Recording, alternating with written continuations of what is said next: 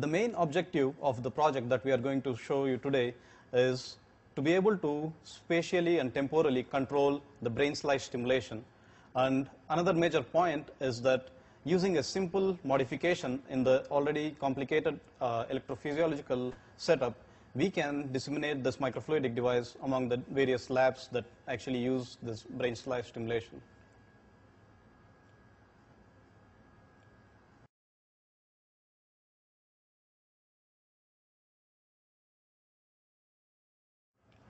Hello, I'm Javeed Shaikh Mohammed with the Eddington lab in the Department of Bioengineering at University of Illinois at Chicago.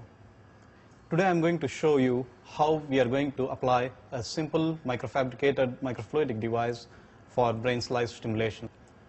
The brain slice device that we are going to demonstrate today is very useful because of several reasons.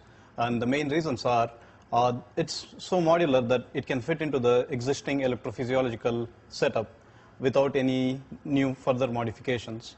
And it avoids the use of tubings and pumpings, which complicates any microfluidic device.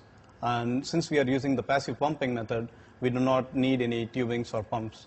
And the third thing is that it's just a thin sheet of PDMS membrane that goes in between a cover slip and a standard perfusion chamber, which is used in a standard electrophysiology setup.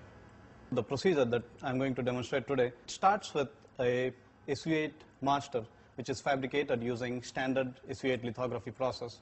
And the master that we have today here is a two-level master with one level having the design of the channels, the microchannels, and another design.